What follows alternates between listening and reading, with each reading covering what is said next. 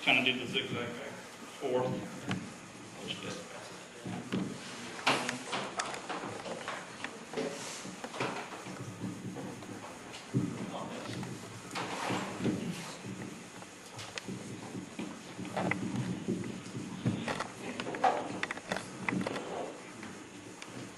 Good evening, everyone. I'm Anwar Khan, and I'm a mayoral candidate for Raytown and only candidate against incumbent. I have been in that Raytown almost 30 years. I'm married, I have 2 children, and I'm proud to be a Raytown citizen. I love this city. I wanted to do something as a mayor of Raytown. I wanted to contribute that I feel that this is the time to do it. I believe that Raytown needs my help. I believe that with my experience, I can contribute. I really can help that city.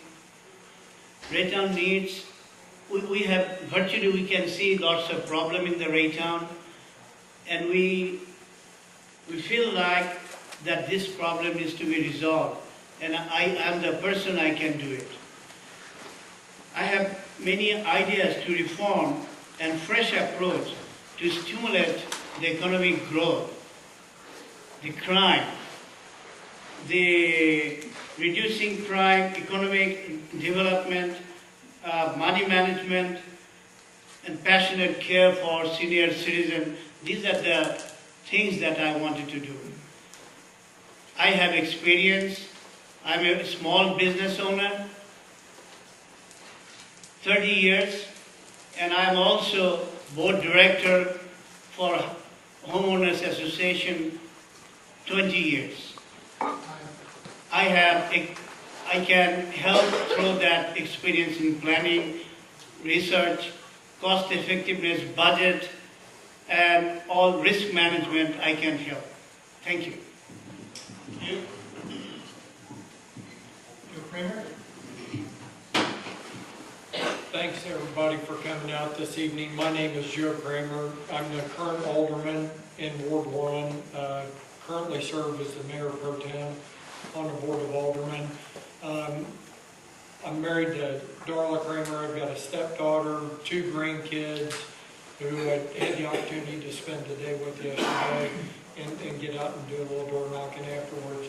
I think the race between myself and Mr. Walters is one of ideology and one of the past or the present, and really it's an opportunity for people to get out and determine where they want to be.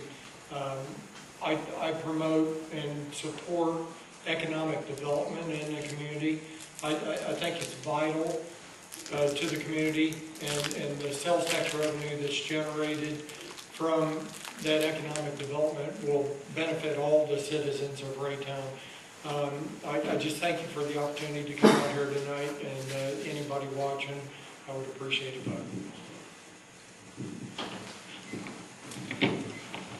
Sorry, but I'll have to be reading my speech. My name is Greg Walters, and I am a candidate for the Ward 1 seat in Raytown Board of Aldermen. As I've gone door to door in Raytown, I've had the opportunity to hear what people have to say, what they think is good for sign in our community, and just as important, what they want to see fixed. Generally speaking, people are pleased to see old buildings coming down and new ones going up. At the same time, many are concerned that the price tag the city has paid in forfeited tax dollars is affecting the quality of service and the amount of service in areas like streets, street improvements, and neighborhood maintenance. I've also heard from many homeowners who want city codes more stringently enforced.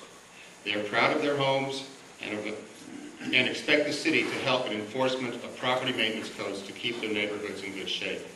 I agree with them. The lack of enforcement of city property codes begins a path down a slippery slope that affects our neighborhoods and property values.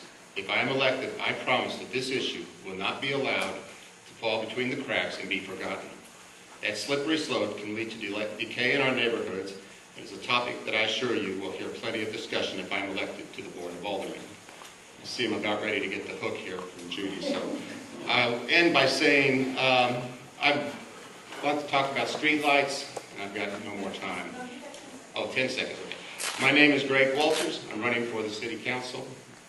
I hope to bring a different point of view to City Hall, one that will benefit the neighborhoods and everybody that lives in Raytown. I can only do so with your votes. April 5th is Election Day. Please remember to vote. I hope that you vote for me. Mr. Azure. Good evening. I'm Jim Azure. I've been a resident of Raytown for 41 years. Taught at Raytown High School for 30 of those years, a number of subjects, including economics and government, law, world religion, AP, and American history. I also served as the swimming coach, actually coach of Raytown for the last 41 years also, so I'm pretty committed to the district. My children also went through the schools of Raytown, so Raytown really is my community, and I'm proud to say that someday I'll be buried in Raytown, so I'm here for eternity. I can say that, truthfully, I didn't grow up here, but I chose this community because I certainly love it. And it's with that same love that I've served this community. I do believe that people can see the changes that have taken place just in the last few years in Raytown. Last year alone, 9 new small businesses, 6 major businesses that are opening or have opened already. On the bridge, 63rd Street, 2 major intersections, and incredible services like snow removal. And we've done this in a time when other cities have been stalled out because of economic crisis. Our budget actually went down, but we had an incredible staff that wrote $5.5 million in grants. These things didn't happen by accident, but through resourceful government. Thank you. Hi, my name is John Jacob. I'm running for Alderman in Ward 2 against Mr. Azure here. And one of the things that I want to do is decrease juvenile violence that's occurring. Mr. Azure brought up a good point that we were number 2. We're no longer number 2 in the crime watch. Now we're way below that. We're further down. We have more crime here. Kind of let that slip a little bit. And one of the things that a new business looks into before they set up shop in a place is, what is their crime like? Quick Trip on 63rd and Blue Ridge Cutoff. I don't know if you know or not. It's the only one that closes in all of Kansas City because it's in a heavy crime area. They've had a lot of problems with that. One of the ways that I hope to decrease that is by adding community service into the court fine structure. A lot of times parents just pay the fine and ground their kids or do whatever, and there's no actual punishment for the kids. So since there's no punishment, they continue doing what they do, which is more crime. But the community service is something the parents can't let them get out of. Another thing is helping build stronger families and community ties, helping neighbors meet their neighbors at community events. And also, with that, the police department's been doing an excellent job, and the sales tax has helped to get us more police officers hired. One of the things that the police chief and the police officers would like, though, is the 2% increase that they were promised years ago that they have yet to get. Thanks for your time.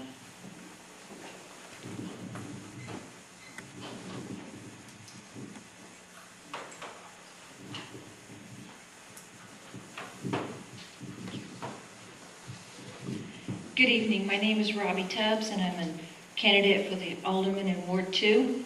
I've been a resident of Raytown for 12 years, and I have a Bachelor of Arts degree in Business Administration. I have extensive experience in finance and budgeting.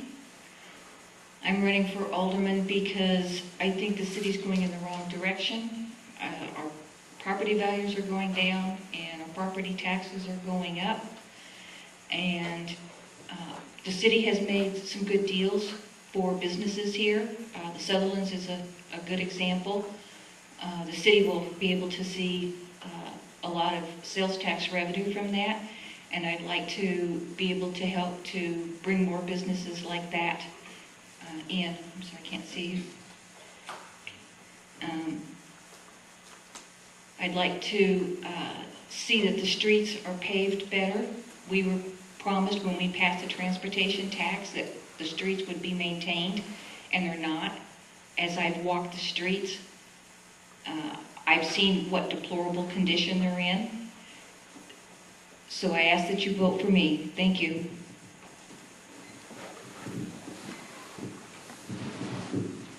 Hi, my name is Charlotte Melson, and I'm running for Alderman of Ward 3 re-election and would appreciate your vote on April 5th.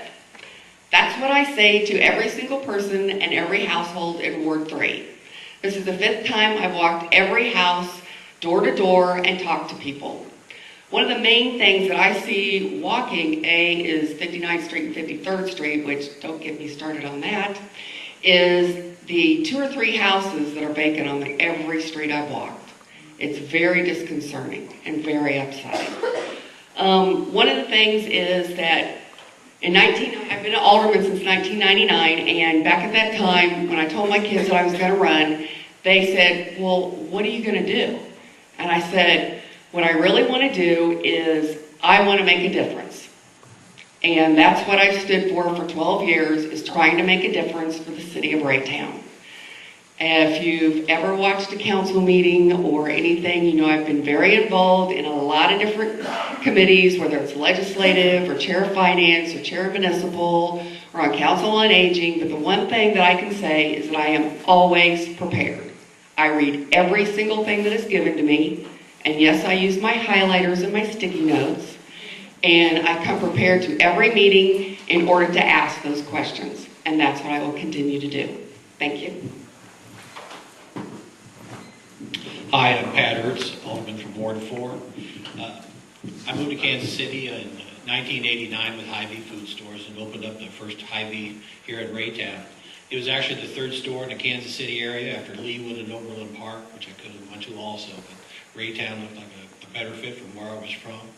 And just to get an idea of we don't give Raytown enough credit. When Hy-Vee came into town, they opened up stores in Overland Park and Leewood and Raytown as the 3rd store, but the Raytown store was the first one to make money. And there's more business here, and it's a better business community than I think we really give it credit for. And I believe that some of the businesses in town are starting to understand that. I've been married for 14 years to my wife Sherry. I have a wonderful son that's in night class at Long Beach tonight. I like to give back to the city of Raytown. I look at this as doing my service to the community that I enjoy living in, and I plan on staying here for a long, long time. I don't know if I'll be buried here or not, but I'll have to ask my wife. She'd probably bury me somewhere else. But I do enjoy going out and talking to people. I've walked my ward, and I haven't been looking at Judy, so I don't know. Okay. Walking my ward and listening to what the people have to say.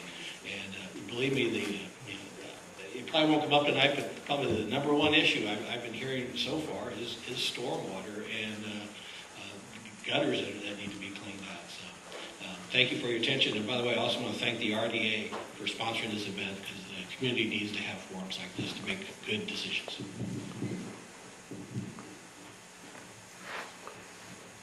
Good evening. My name is Michael Lightfoot. I am currently serving Raytown as Alderman for Ward 5. I'm also co-chairman of the City Legislative Committee and vice chairman of the City Finance Committee. I'm about to enter the end of my first term as Alderman. It's been a great, rewarding experience. Although I am running as an unopposed candidate, I still appreciate the opportunity to participate in community events such as this. A couple of the platforms I ran on in the beginning are still passions of mine, which are number one, public safety, trying to make Raytown a safer place for our children and for all our citizens. I'm a father raising an 8-year-old daughter in this city, so it's a passion of mine. I've worked really hard the last couple of years with my counterpart from Ward 5, Alderman Steve Mock, and other members from the community. We've done a lot of community development type meetings, kind of brainstorming sessions, and put a lot of our spare time into that. So, thank you for having us tonight, and I look forward to answering any other questions.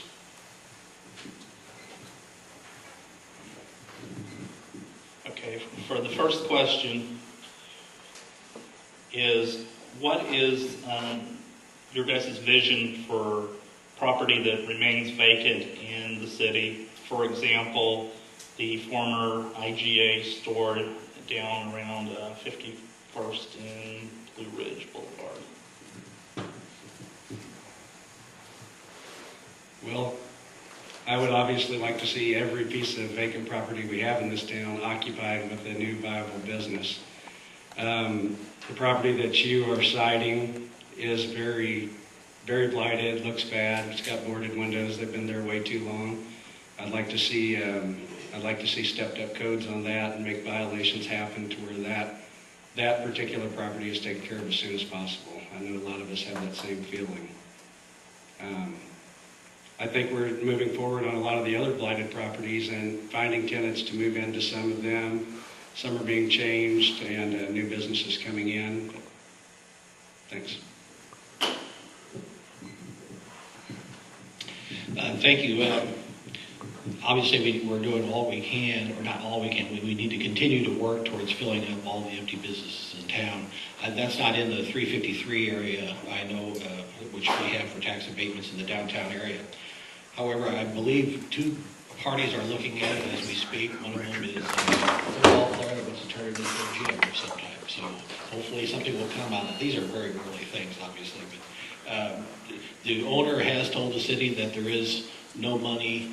He has no money for redevelopment. He is going to try to make attempts to make it look better. And I think that's where we need to push our codes, is that even if it's closed in a building, we need to make sure that it fits the community. I would agree, since that is in my ward, and it is quite the eyesore with the boarded up building, or the boarded up windows. And I agree, even if the owner is not able to sustain that property, there needs to be something done to be able to bring it up so it looks better. And I'm hopeful that that comes to pass. But it's also one of the things that is on my list, because having walked in that area, I make a list of all the stuff that I see along the way, which is quite easy to do when you're walking the street on the ground level. So that's one of those things that we're just going to have to address, and unfortunately that's not the only one in Raytown that needs to be addressed at this time. There's several vacant buildings here in Raytown. The economy is starting to improve, and some of those buildings are starting to be occupied. I think, though, that if the city is going to give tax abatements or CIDs to these companies, that they should be required to hire Raytown residents. If we're gonna give them tax breaks, then they should turn around and help our residents.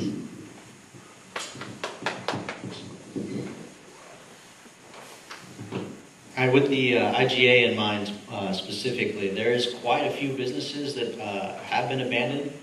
So it's kind of a numbers game. You can only fill so many so fast.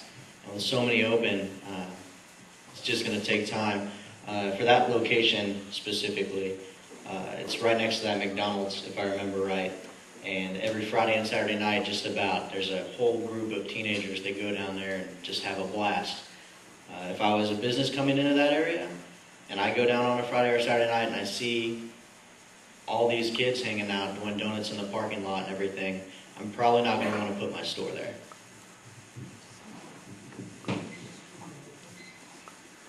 As a Board of Aldermen, we did hire an economic development director.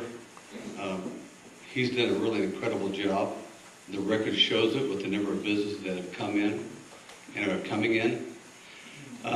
Certainly, our record as the board has also shown that we're willing to work with companies to give them every incentive to come in. But the bottom line is I can't promise that we're going to fill it, because it takes a buyer to do that, and someone that's willing to make that investment. It feels like if they make that investment, they're going to get a return on it. So it's pretty difficult as for any elected official to make promises, oh, we will get that taken care of. Certainly is probably the biggest eyesore in Raytown. Is it the first one we'd like to fill? Well, yeah, absolutely. Do we get a lot of people that mention that to us? Yes, we do. And we will continue working to get it filled. But once again, it will take a buyer to do it, someone to invest money, and a bank to loan it to them. I'm sure that everyone in this room wants to see someone go in and open a successful business there, and that would be the simple solution. Of course, we all know it's not a simple solution. I'm more concerned in the current situation where you have a building that part of the windows have been boarded up because they've been broken out either by rocks or gunfire. However, they're not there anymore, so they put up wood in its place. I would think on the short term, the city should at least go in and set up some standards whereby you either replace the glass or you put you board the windows uniformly across the area so that it looks like it was done that way purposely to mothball a building to keep it in good shape. Allowing it just to remain as a hodgepodge of different shades of wood over broken glass areas is not really a solution of any sort at all. And ignoring it and pretending that it's not there is not a solution either. So my quick answer for this is, let's go in there, write some codes that have some teeth in them, and tell the property owner, you have a responsibility. Your responsibility is to keep your property looking nice. That's number one. I got my time up.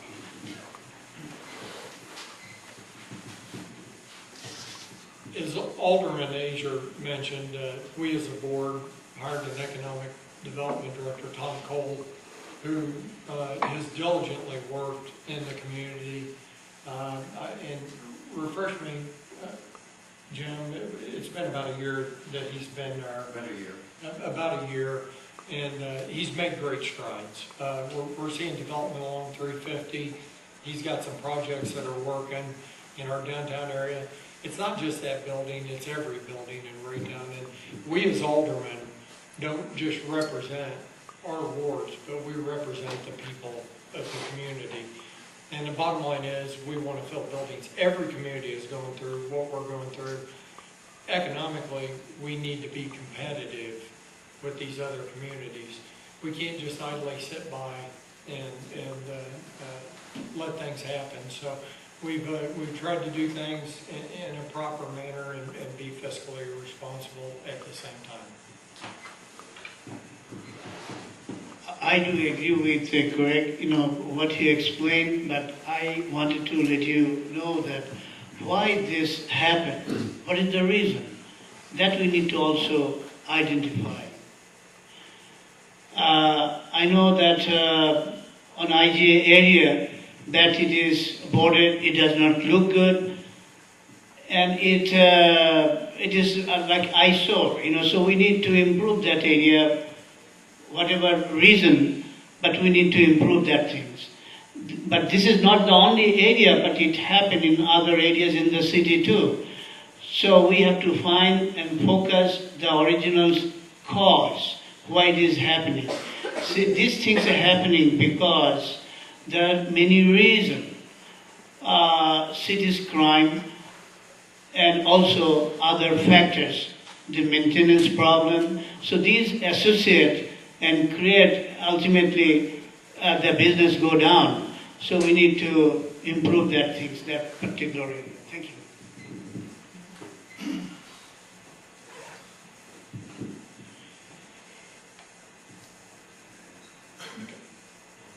Whereas many of the wards have multiple properties that are not maintained to the standards set by the city ordinances, as you have been out campaigning, do you find these properties?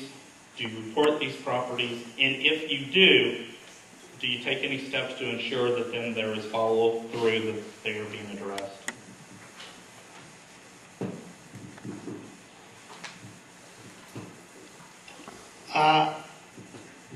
I will appreciate that if you be more specific, then it will be easy for me to answer. If, as you're driving through the city, you're out campaigning, there's numerous violations, I don't care what part of the city you're in. When you see them, do you address them to the proper individuals at City Hall? If yes, then you follow back up to ensure that somebody at City Hall is working to correct that problem. We must respect our city ordinance. We must respect the guideline. Sure, if it is not right, we have to correct it ourselves. Thank you. Well, it's kind of an interesting question, and one that I didn't deal with just as a candidate. I've dealt with as a current alderman, and I brought forth the vacant abandoned building ordinance as well as the vacant abandoned the dangerous building ordinance and the vacant and abandoned building ordinance, which allows us to tear down dangerous property, and the vacant abandoned building ordinance gives us the ability through registration to contact people that are property owners of these vacant structures, so we can address it. I will say, as an alderman, whenever I call City Hall, the first thing that comes out of their mouth is, "Hi, Joe," because I have a daily phone call, and I follow up with them. I get back with my constituents. I've got a couple problem houses in the area and that we've been working with them on, and just, trying to make it better. It's not a perfect situation, but if I get reelected, of course, I have pushed for rental regulation and would like to see that as an opportunity to address some of the rental property in the area. When I come across violations, I turn them in to the city, or I speak to the people who are telling me at the door of the complaint that they have with the violation, and I advise them, as I was on the board for a number of years and know how the city enforces them, where to go to in the city to get enforcement of them.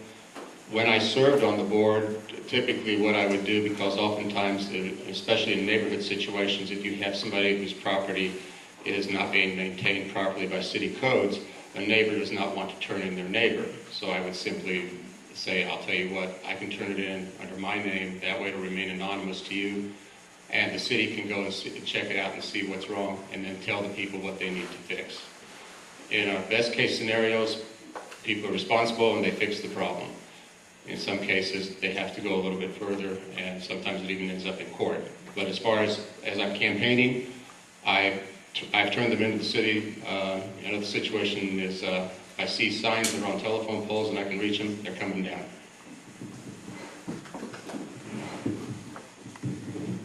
The answer is yes. The first day was a Saturday, so I didn't turn him on a Saturday, but the second day I also turned, actually the following Monday I had 2 to turn in. One was pretty unsightly. The second one dealt with really a very obnoxious neighbor, the way he was treating his neighbors. Since that time, and what did I do? Well, on Monday I turned him in, but I also met with the mayor over it. I turned in a sunken sewer box at the same time. I met with the city administrator about it and talked to Public Works. Did they follow through? Yes. We had the mayor's state of the city, and the codes department went by there that day, and they followed it again the next day, and then they reported back to me. And I'm probably going to take a little bit longer because he asked a question and I get to answer it. Those were just the first 2. Since that time, I've also turned in 2 other houses for the similar type thing, and 2 other people for burning leaves, one in the front yard and one in the backyard. So do I do that? Have I done it? I have done it before. I do follow up, and I continue to do it. For me, I've ran into a person that had a problem with a dog jumping over a back fence when her grandkids were playing in the backyard. And I offered, I said, "Hey, I'll contact the city for you." And she was disillusioned because she had tried so many times to take care of the situation herself to no avail. And an easy way that I took care of it was I just went to the neighbor's house and knocked on the door and said, "Hey, you've supposed to have this 6-foot fence. You have it around 3/4 of it. Is there a way we could get it on the other 4th?" And they assured me that they would work on it. And that's a good way to do that. Streetlights are another thing. It's not necessarily a violation of the ordinance, but helps keep other violations down. I talked to Public Works about that, and got a good answer from them, and checked back in with the people who have requested that from me. So yes and yes.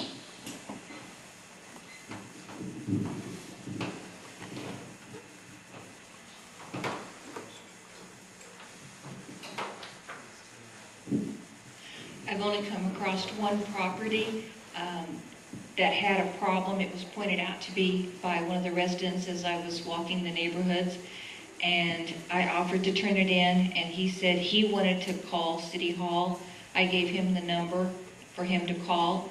I went back the following weekend, and he said that the codes department had promised him that they would take care of it.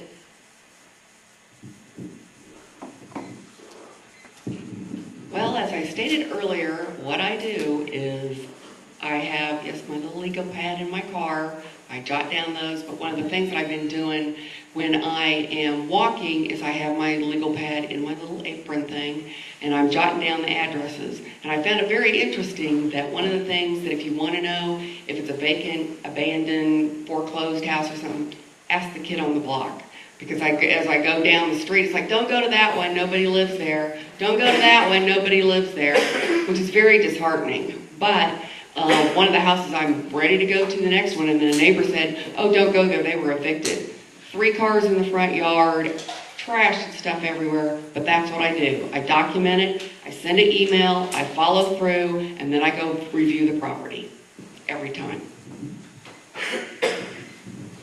Yes, I have been in contact with City Hall quite a bit, and usually Mahesh will say, well, I just got off the phone with Jim Azier. You can tell everybody's out campaigning. We're burning up the phones up here. I think that this is from a lack of calls. Fortunately, I'm happy to at least know that there's cases usually on everything I've called in. I have even had Andy Knoll come out and look at some properties over on 81st Terrace, but they've been responsive to it. I do think as an alderman we need to find out from codes what we need to do to speed up the process a little bit. It's frustrating to have a problem in your neighborhood and have it not go away. Obviously, they're not going to mow it that night, but we need to do what we can to do a better job of making sure they're taken care of, and that's what I intend to try to do.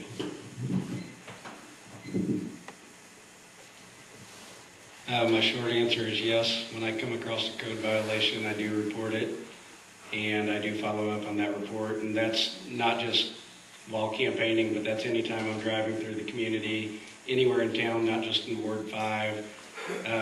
Also report a lot of business violations. There's plenty of businesses around town that have code violations and get away with those things way too long. And I pull signs. So if I got the chance to pull a sign, I'll pull it. Thanks.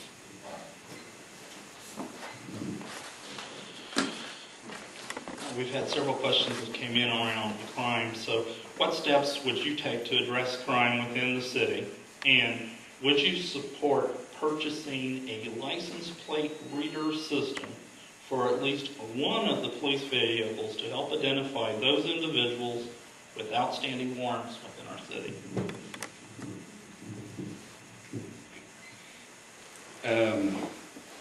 I'll answer the second question first. Yes, I would support buying a license plate reader for at least one police car. I've worked pretty hard on trying to change some of the crime in Ward 5. You know, we had a lot of stuff going on around 85th and Lane. People may have heard about, especially last summer, with mainly youth problems. Alderman Mock and myself introduced a resolution which did get passed unanimously into a new ordinance, changing curfews and having stiffer penalties on a lot of those type things.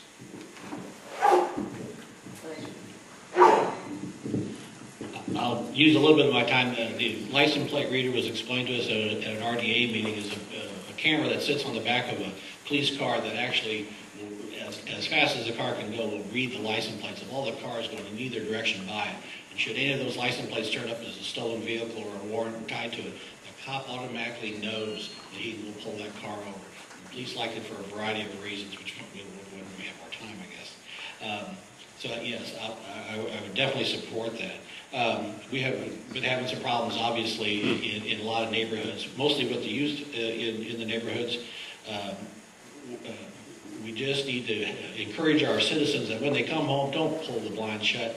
Let's all be looking out for each other. Let's get out at night and walk the neighborhoods and make sure our communities are safe.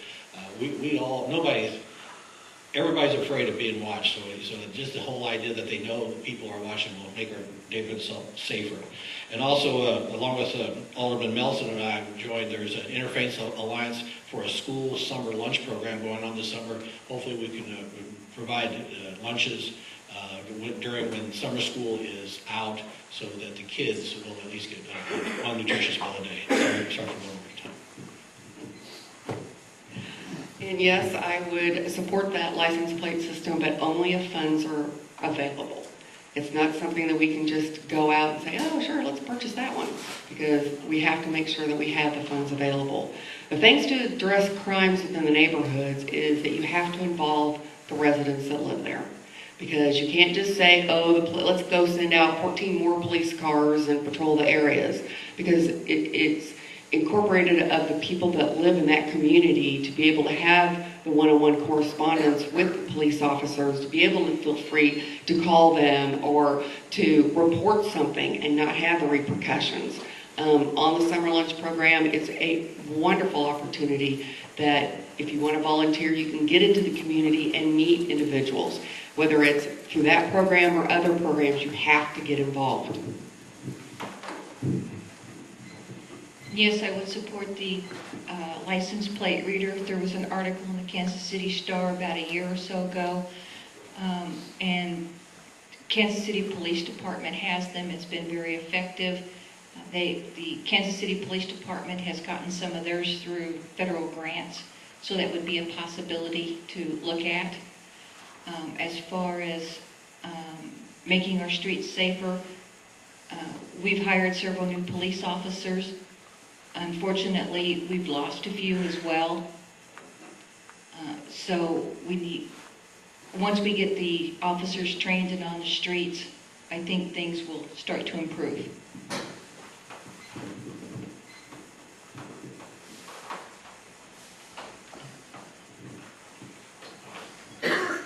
Yes, I would support that. Jackson County Sheriff's Department has a whole team of cars that are dedicated in like manner, and they're extremely successful. It helps make the officer's time when he's just out on patrol, helps make it more beneficial to the community. In addition to that, I would also like to see, after crime gets stabilized in a way, I'd also like to see a task force being formed within Raytown and maybe some other agencies like the Jackson County Sheriff's Department working together to go knock on people's doors that have warrants and pick them up. And if it's for a serious crime, go visit them at work if we know where they work. And go ahead and pick them up if they fail to show for court because they don't think it's important. We can show them how important it is. Thanks.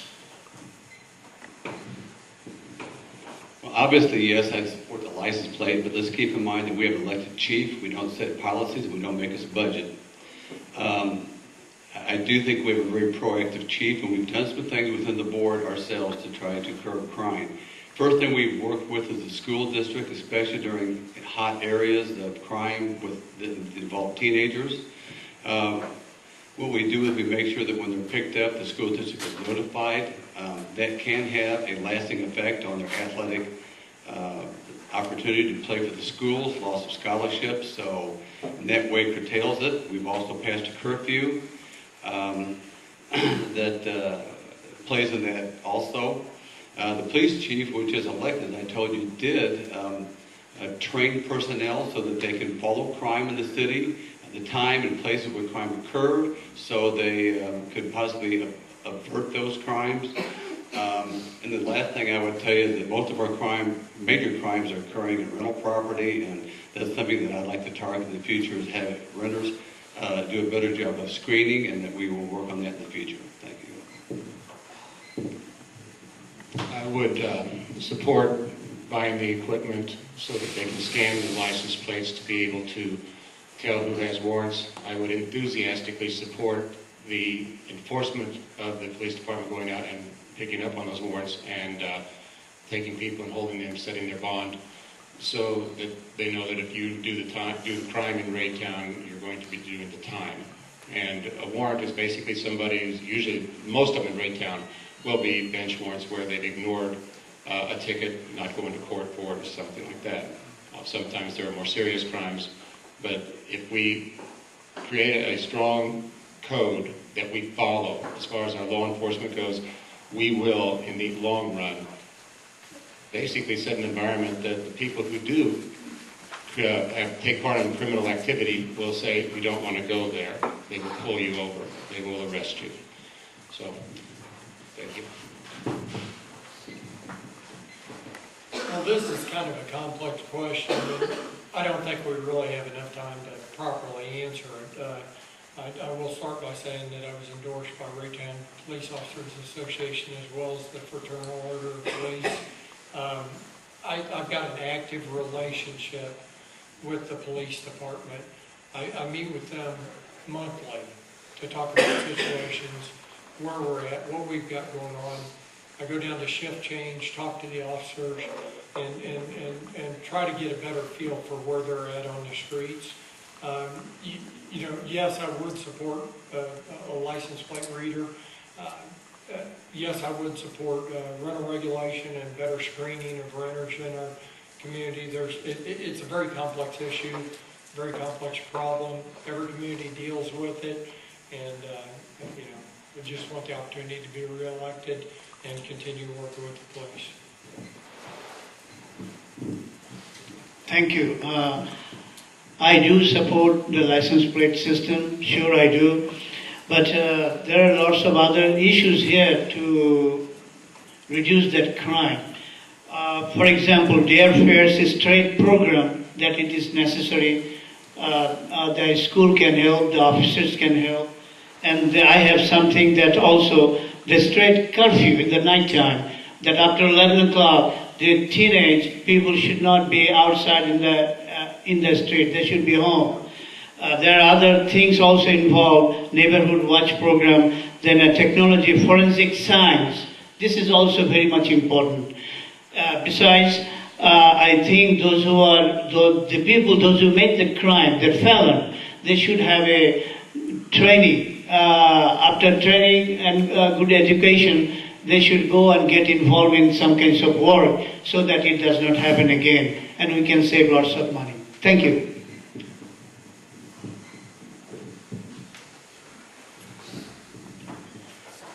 Along the lines of crime and keeping our children safe, whereas there seems to be a growing number of sex offenders in the community, many who slip through the cracks and should be registered and are not. With that being the case, if while you're out campaigning, someone informs you of a known sex offender in your district, how would you handle that situation? Well, if we have a sex offender, sure, we have to take care. But this is also true. Sex offender, you know, they are also human beings. They make mistakes. And if you find these things, we have to inform right away. They need to be registered no matter what. And community should know that, yes, we have sex offender. And whatever necessary for the best thing for the community, we must do it. Thank you.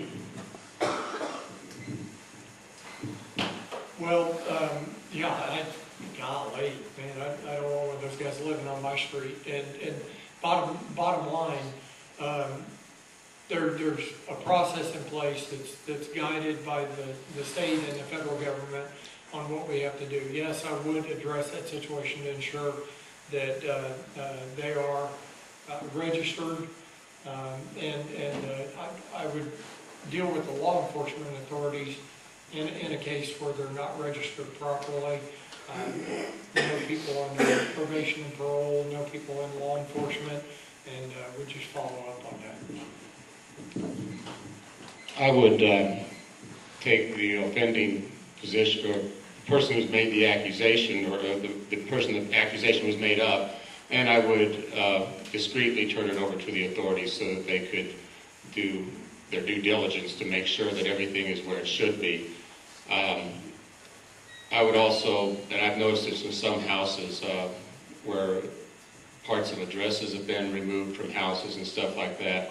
Some of these are kind of a telltale sign of a sex offender is already living there. It may be registered. Those things should be fixed, and I turn them into the city so that they can be informed that, no, you're supposed to have your full address up on the house so that people are aware of where you are. That's the law. I just use a little common sense. When they told me the person's name, I can go home on the internet. You can pull up all the sex offenders of Raytown right on the internet, and if their name is not there, I would not assume that they are just because the person told me that.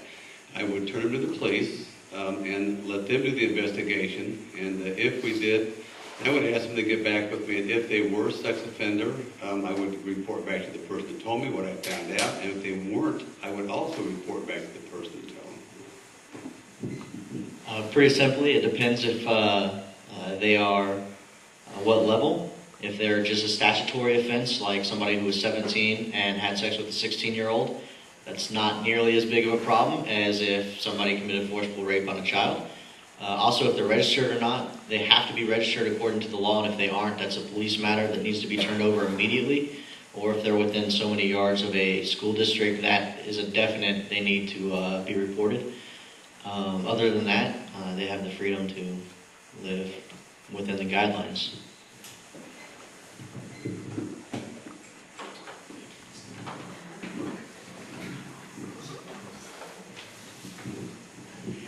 If I was out campaigning and one of the residents reported to me that a neighbor was a sex offender, then I would take down the address of where the alleged offender lived and then turn it over to the police.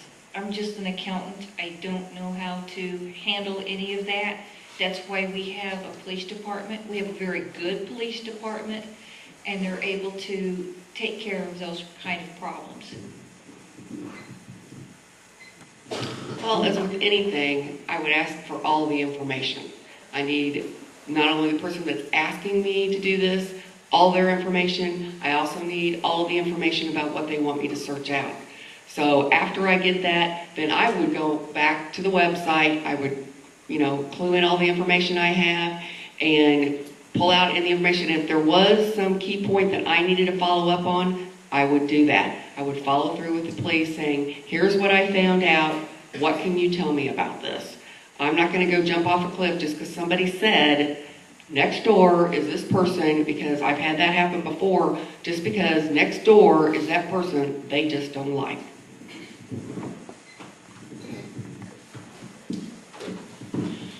Of course, on a case like that, you need to be very sure of your accuracy of your statement. But having proven that, I would make sure that the sheriff was very well aware of where they lived, making sure, of course, that they are registered. I'm assuming that's how we would prove it.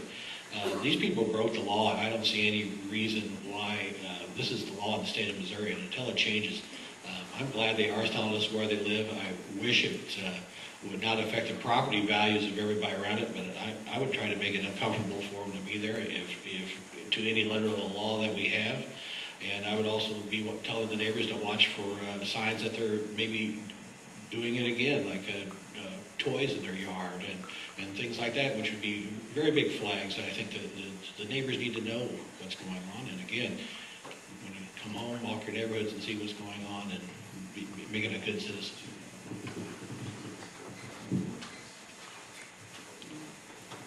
Well, I would take the information provided to me by the resident. I would also get on the computer and look it up. I've scanned my neighborhood and Ward 5, actually. And I would make sure if they were registered or not, find out what the offense was, and let the sheriff's department know what's going on, if there's something else they can do about it. And I actually have told some neighbors in the neighborhood, when I did come across this type of situation once already, anybody in the neighborhood that I did know personally, or as I've knocked on their door, I've just let them know, hey, you've got somebody that's been convicted of this. Once that I did verify that they were convicted of the violation.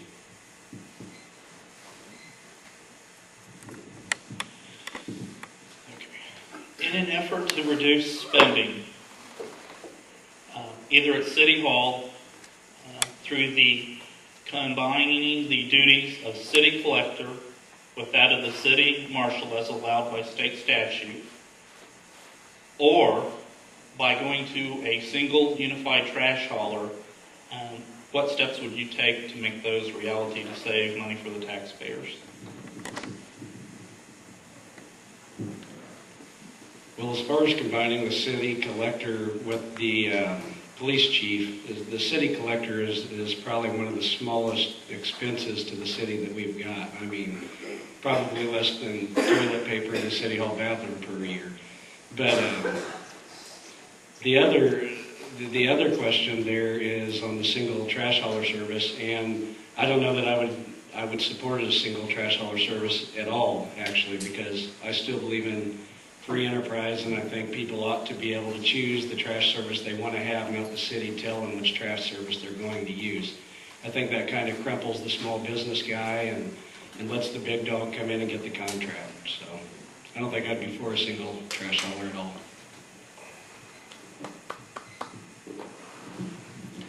Well, as far as Raytown being a fourth-class city, I think that's something that we've tried 4 times in the past, and I do think we need to try it again. I think there is some real savings to be had there by looking at a charter again, but I don't want to scare everybody away here with that too much. But as far as the single trash hauler, when you also consider, to me, the wear and tear on the roads of having 4 and 5 40,000-pound dump trucks going up and down every truck, it needs to be looked at. But yes, can we find a way with all the minds up here of figuring out how we can make this fair to the business community also, and save some wear and tear, and maybe save this, and of course, save the citizens of Raytown some money on their trash bills by making it a more efficient operator for all of us. So I would work to those ends. If I'm understanding the question, it was combining the city collector and the city marshal. Well, A, you can't do that. One's a city collector and one's the chief of police. So, but with that being said, again, I guess I kind of confused by the question, because by charter we have to have those. So by charter we have to change those. By charter we've done it 4 times, and I don't really seriously seeing it come back to the forefront again. Would I like it to? Sure. I still got my box of stuff at home with all of the meeting minutes and everything in there, all the questions that I asked previously. So I have no problem with that. Trash thing, we've been through that before. I agree, it totally stresses out the streets. There's trash trucks going everywhere, and it would save them the maintenance of our streets if we could come to some decision.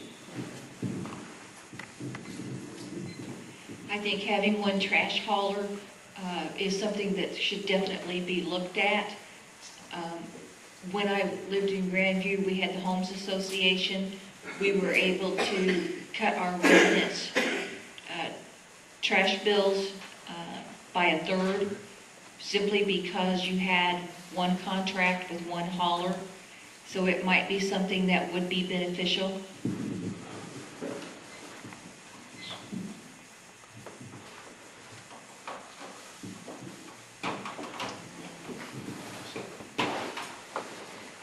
I would like to look into the one trash hauler. That would be pretty interesting to look into, but I also support free enterprise.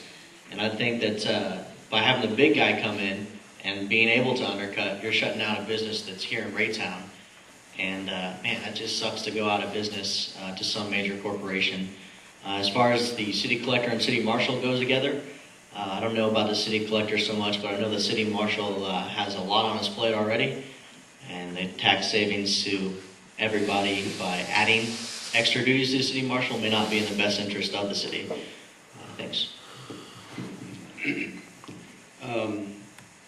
First of all, when I go door to door during an election, and I hear on numerous occasions constituents tell me, hey, would you have a one trash company in Raytown or a smoking ban, I always do what they ask me, even though I think it may or may not pass. I've done the trash hauler because a lot of people do know that trash trucks up and down these streets, and I can tell you on my street alone, we have trash trucks all week long. And do they hurt the streets? They absolutely do. I will tell you this, the lesson I learned is that people really love their trash haulers, and they don't want you to tell them who the trash hauler is going to be. So did I get beat up on it? I really got beat up, especially by the trash haulers. So would I do that again? Absolutely not. But I did it because my constituents asked me to do it. The first part of the question, the city collector is paid $100 a month, so the cost to the city is $1,200 annually. I've been a proponent of eliminating that salary. For what it's worth, it would save us $1,200 because the position is really that of an honorarium. It is not a job where somebody actually goes in and does a daily job at City Hall. They're required by state statute that we have a collector. Combining the two offices, I'm not that familiar with that, but anyway, that would save us some money there. As far as the trash hauling goes, I'm willing to sit down and talk to anybody about anything if it'll save the people in Raytown money. I'm also sensitive, as Mr. Azier spoke up earlier, about the reaction that people will have to saying you can't have this trash hauler, you have to use that one. It's something that it will not be done overnight if you do it. It's something that would take a lot of consensus from the people in the community to come to such a conclusion. So I guess my answer is I'm willing to talk about it. As Mr. Walters pointed out, we're looking at $1,200 a year on a city collector. It's not a lot of money. It's not making or breaking the city. As far as the trash hauler issue goes, it's not costing the city anything right now. I am definitely a free enterprise person. I am on the record that I do not support a single trash hauler system. We've got a Raytown, a local business that we're talking about, or people are proposing, or thinking about cutting the legs out from underneath them when we're talking about vacant buildings in our community. Think about that. That is just it's just not even right. As per city collector, that's $1,200. It's not a big issue, you know. So I'll rather concentrate on the second question, that as per the trash is concerned, I think we have to evaluate that whether it is cost effective. If it is a cost effective and through bids, whoever we can get and city can save some money, I'll go for it. Thank you.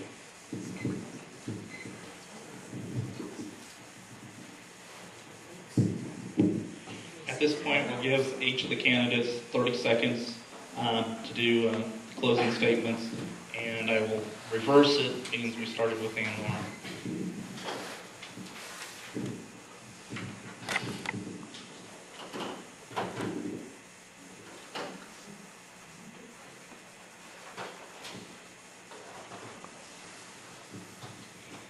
Well, in closing, again, I'm Michael Lightfoot, Alderman, Ward 5. I'm running unopposed, but I appreciate the opportunity to be here tonight to answer questions from the audience and the community, and just want to thank REAP for letting us use the facility and thank the RDA for sponsoring it. Yes, thank you for the time tonight, and I too would like to thank everyone for coming also. I think the best of it is yet to come for the city of Raytown. I think one thing that we need to, I want to push, not only as an alderman, but one of the reasons why I'm also a member of the Raytown Chamber of Commerce is that if we could just shop Raytown, would be an excellent way for us to increase our revenues. I've got the red light, so thank you. I'm Charlotte Nelson. I am a proven leader who cares about Raytown. I am passionate about making our community better. I am prepared, coming to every meeting, ready to make the best decisions for the residents of Raytown. So I am involved, I'm insightful, I'm inquisitive, and I am not done asking questions. Thank you. My name is Robbie Tubbs, and I appreciate the opportunity to be here this evening. If elected as Alderman in Ward 2, I will do my best to serve the people and to lead the city in the direction that it needs to go.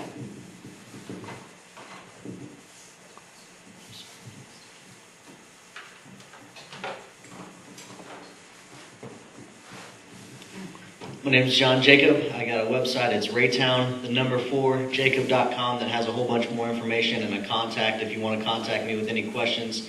Also, just like to make a mention, spent over 4.5 years in the United States Navy. Part of that was a mobilization to Kuwait and Iraq, so I got some proven leadership in some nasty situations, and I learned a lot from that that can help me deal with the other people on the board. Thanks. We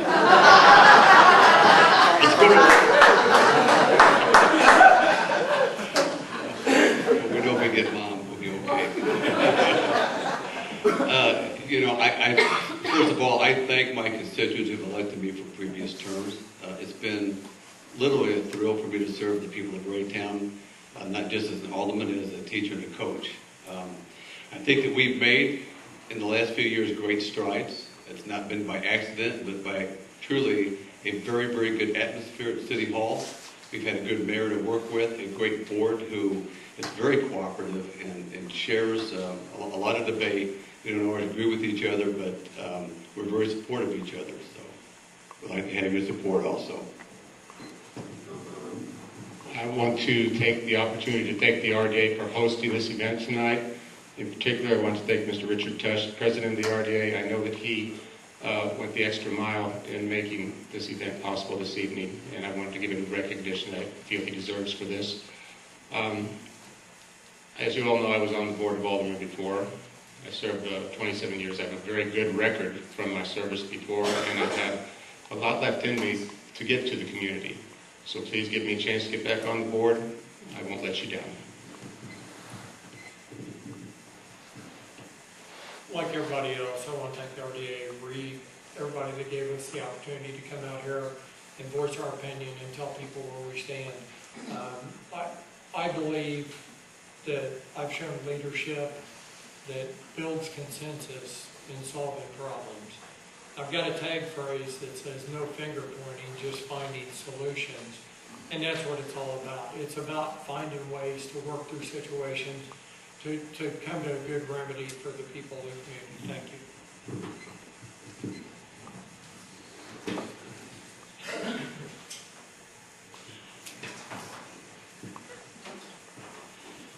I'd like to offer my sincere gratitude to Richard Tush because this arranging, we really appreciate, and giving me a chance to talk. It is a great thing for me. This is my opportunity to be in the forum, and I think that I believe that I am the best candidate for